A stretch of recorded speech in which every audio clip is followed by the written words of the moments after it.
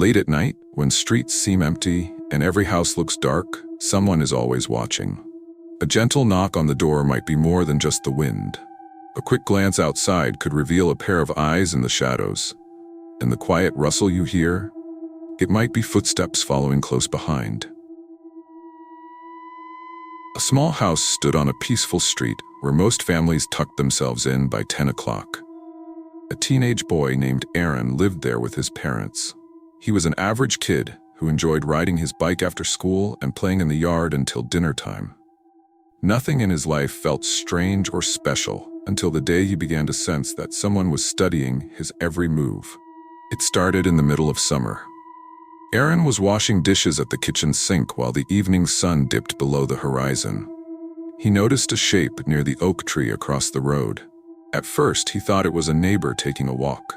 But the shape did not move. Instead, it stayed behind the thick trunk, almost hidden. Aaron dried his hands and peered closer, feeling a jolt of unease as the shape slipped out of sight. For the next few days, Aaron felt that same presence whenever he looked out his bedroom window. He could never see it clearly. Sometimes he caught a glimpse of a figure standing on the sidewalk. Other times, he noticed a small reflection in a car mirror parked across the street. Soon, he began to grow nervous about opening the blinds. He even joked with his mom that a ghost was out there. She laughed it off and told him he should spend less time watching scary shows. One evening, Aaron stayed up late to read in the living room. His parents had gone to bed, and the clock on the wall ticked softly. Suddenly, a tapping sound drew his attention to the front window. The curtains were closed, yet something gently brushed the glass. Heart hammering in his chest, Aaron crept forward and lifted the curtain's edge. He nearly dropped his book when he saw two eyes staring back at him. They were dark and wide, blinking slowly. Before Aaron could react, the face behind the glass vanished. Aaron told his parents, but they chalked it up to a bad dream. His father even checked outside with a flashlight. No footprints marked the flower bed under the window, and there was nothing unusual on the lawn. Aaron tried convincing himself it was just his mind playing tricks, but he couldn't shake the feeling that the face had been very real. A few nights later, a light rain fell. Aaron's parents had gone out for dinner, leaving him home alone. He tried to focus on a comedy show, hoping to push away his unease. During a commercial break, he ventured into the kitchen for a snack. Outside, the yard lamp cast a faint glow, revealing puddles on the driveway. Thunder rumbled in the distance. Then, movement caught Aaron's eye near the hedge. A tall figure stood there, partially hidden by leaves. The figure took one step forward, then froze, as if waiting for something. Lightning flashed, and Aaron saw the person's face. It was pale, with sharp angles, and looked far older than he expected. Aaron's stomach twisted in fear. He backed away from the window. He rushed to lock every door. Then, he hurried upstairs to his room, breathing hard. Rain beat against the roof, and each roll of thunder made him jump. He wondered if he should call the police, but he didn't have solid proof. What if they didn't believe him? He turned off his lights and hid beside the window. Through a small gap in the curtain, he watched for any sign of the figure. Moments later, he heard a scrape against the side of the house. He held his breath, heart pounding. Another scrape followed, closer to his bedroom window. Summoning courage, he peered outside, only to see a man's hand pressed against the glass. It lingered there, fingers splayed. Then the hand slid downward, leaving streaks of rain behind. Aaron forced himself not to scream. His mind raced with questions. Who was this person? Why was he here? When Aaron's parents returned, they found him huddled in a corner.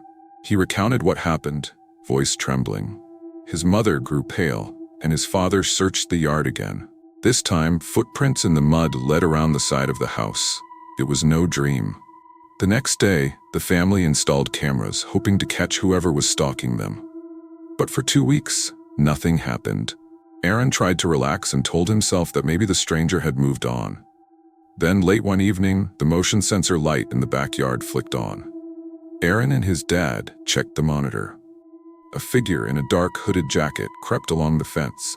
The figure stared straight into the camera, as if challenging them to do something. Aaron's dad ran outside, determined to confront the trespasser. But by the time he reached the yard, the person was gone.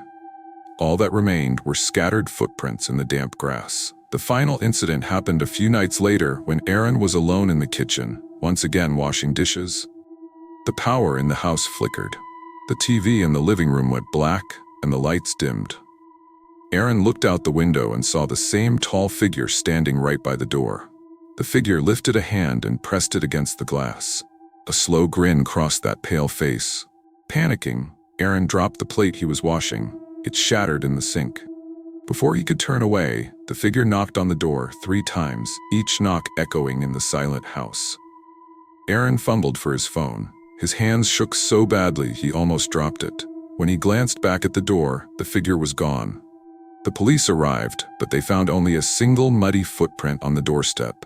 Whoever that stalker was, he vanished into the night, leaving Aaron and his family terrified and unsure if he would ever return.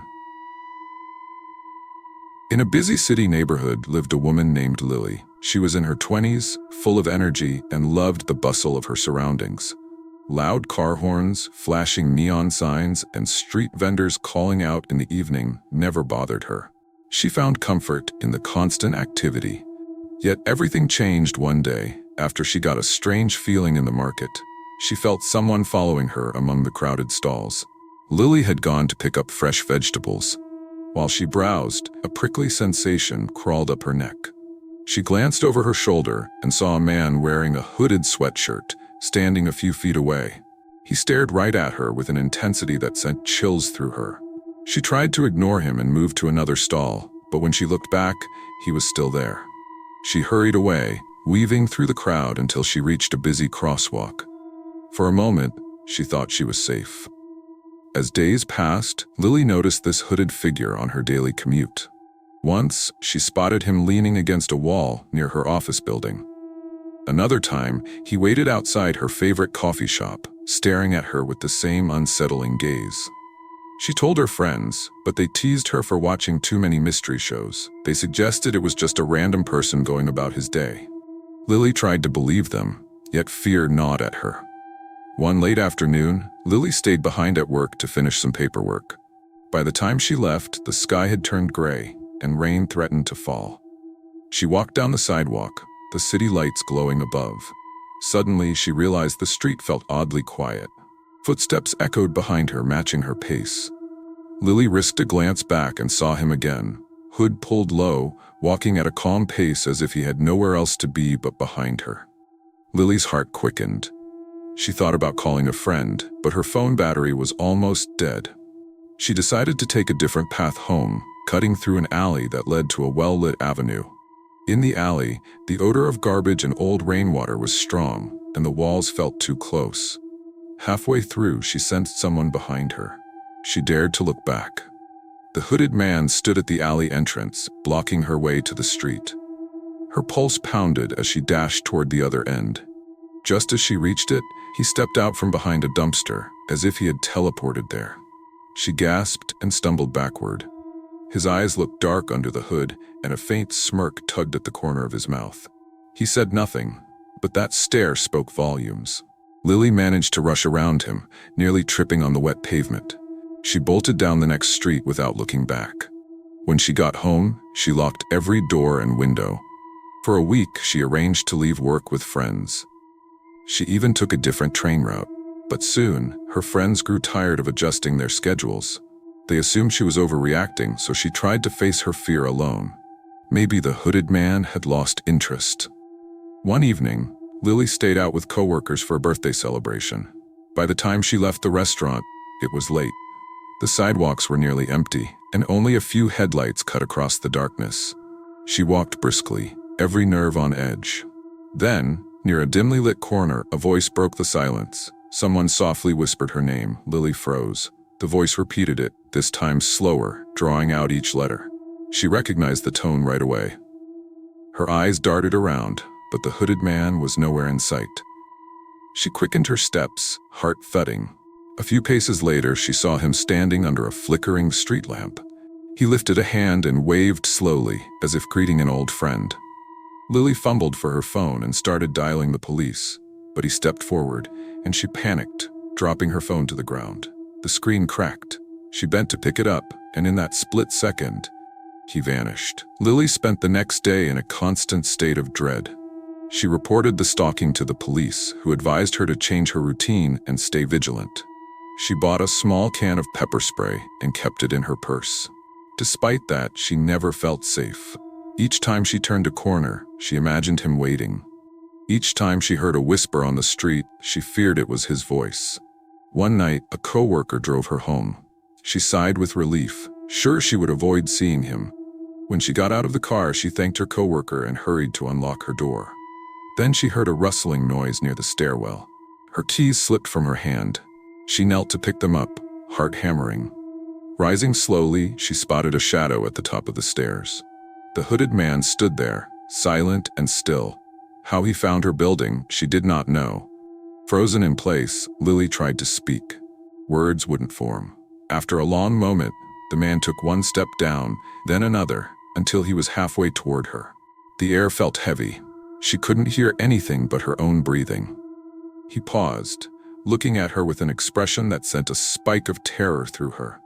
Then, without warning, he turned and disappeared behind the stairwell.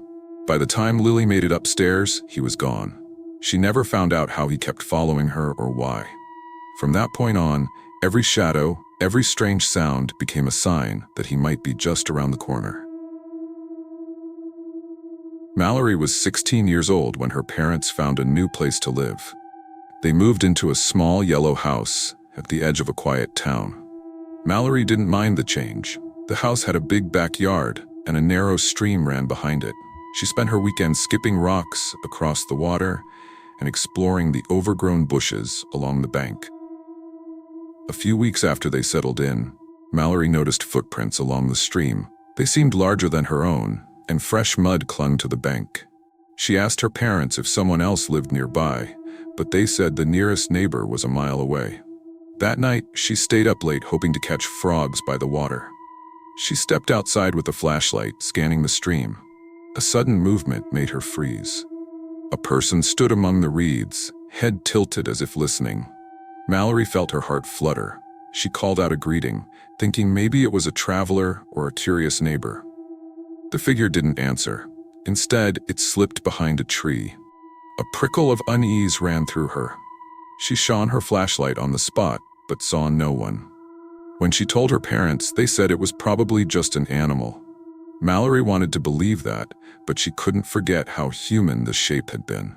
Over the next few days, Mallory spotted footprints in different places, near the shed, beside the back gate, and once under the window of her bedroom.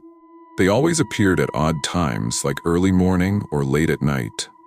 She tried to convince herself that a stranger might be camping near the stream. Still, it felt strange, as though whoever it was had a reason to be so close. One morning, Mallory's father found the back fence unlatched. He asked if she had gone out late, and she shook her head. From then on, they kept the fence locked and made sure the doors were secure. Mallory became more cautious about going outside alone. Her mother told her not to worry, but she couldn't help it. Every rustle of leaves made her think someone was out there watching. One evening, Mallory stayed in the living room to finish her homework.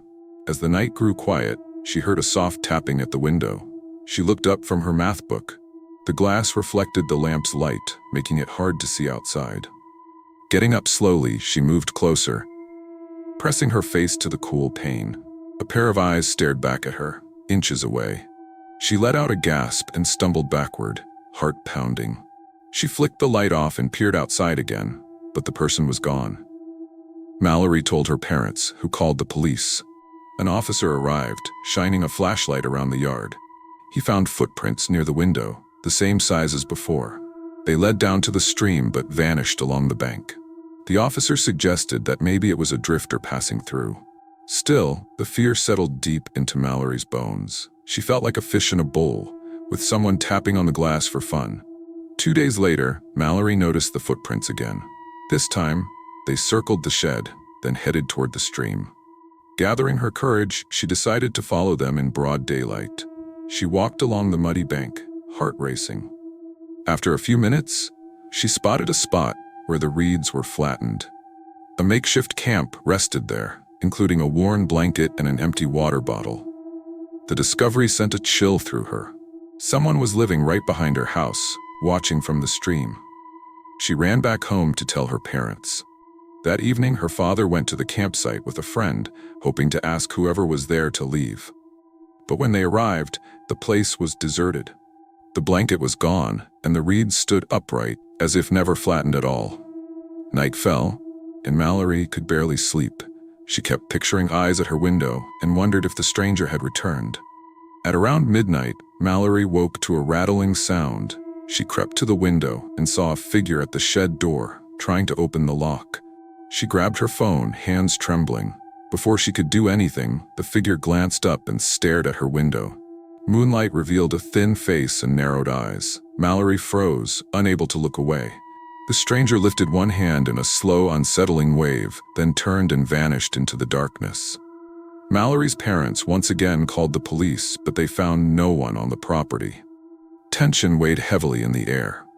Weeks passed without another sighting, and Mallory tried to move on, though she often woke from nightmares in which someone stood at her window. The quiet nights felt hollow and full of dread. Then, one autumn evening, Mallory was alone, her parents having gone to a friend's gathering. She took a flashlight and walked into the backyard, determined to prove to herself she could be brave. The wind rustled the fallen leaves, making soft scraping sounds on the ground. She inched toward the stream. A twig snapped. Spinning around, she saw the same figure standing just beyond the fence. This time, the stranger did not run away. Instead, those eyes fixed on her, silent and unblinking. Mallory opened her mouth to speak, but no words came. In one swift movement, the figure climbed over the fence. Mallory stumbled backward, dropping the flashlight. Darkness flooded her vision. By the time she found the flashlight again, she was alone. The fence stood open, swinging on rusty hinges. She had no idea where the stranger had gone or if he was even truly gone. From that night on, she lived with the knowledge that whoever lurked behind her house could appear at any moment, leaving muddy footprints and cold stares. And there was nothing she could do to feel completely safe again. Sometimes the silent figure in your yard or the hooded shape in a crowded street isn't just a stranger passing by. The feeling of eyes on your back can mean someone is closer than you think. In these 3 stories, each person discovered the chill that comes when someone keeps following, keeps watching, and never truly leaves. If you think your curtains keep you safe, or your locks shield you from curious eyes, remember these tales. A single glance at the wrong moment might be all it takes to realize you're never really alone.